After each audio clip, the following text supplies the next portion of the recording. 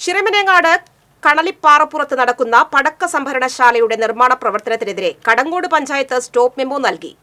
നാട്ടുകാർ നൽകിയ പരാതിയുടെ അടിസ്ഥാനത്തിൽ സ്ഥലം സന്ദർശിച്ചതിന് ശേഷമാണ് സ്റ്റോപ്പ് മെമ്മോ നൽകിയത്. കടങ്ങോട് പഞ്ചായത്തിലെ 2ാം വാർഡിൽ ഉൾപ്പെടുന്ന ചിറമനേങ്ങാട് പ്രദേശത്ത് ജനങ്ങൾ തിങ്ങിപ്പാർക്കുന്നതിന് നടുവിലാണ് കണലിപ്പാറപ്പുറം സ്ഥിതി ചെയ്യുന്നത്.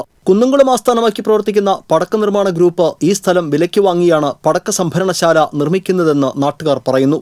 കണലിപ്പാറപ്പുറത്തിന് 50 മീറ്റർ ദൂരത്തിൽ 70ഓളം വീടുകളും 100 മീറ്റർ ദൂരത്തിൽ 200ഓളം വീടുകളും സ്ഥിതി ചെയ്യുന്നുണ്ട്. തൊട്ടടുത്ത് തന്നെ ക്ഷേത്രങ്ങളും കാവുകളും പഞ്ചായത്ത് റോഡുമുണ്ട്. വാണിജ്യാവശ്യത്തിന് കെട്ടിടം നിർമ്മിക്കാനെന്ന് കാണിച്ചാണ് പഞ്ചായത്തിൽ നിന്ന് നിർമ്മാണാനുമതി വാങ്ങിയതെന്ന് അധികൃതർ പറയുന്നു. കെട്ടിടങ്ങളുടെ നിർമ്മാണ പ്രവർത്തനങ്ങൾ നടന്നുകൊണ്ടിരിക്കുകയാണ്.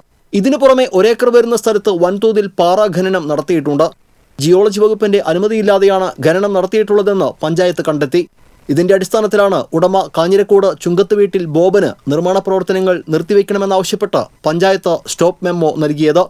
പഞ്ചായത്ത് വൈസ് പ്രസിഡന്റ് PS പുരുഷോത്തമന്റെ നേതൃത്വത്തിലാണ് ഉദ്യോഗസ്ഥർ നിർമ്മാണ സ്ഥലത്ത് സ്റ്റോപ്പ് മെമ്മോ പതിച്ചത്. TCV എരുമപ്പെട്ടി.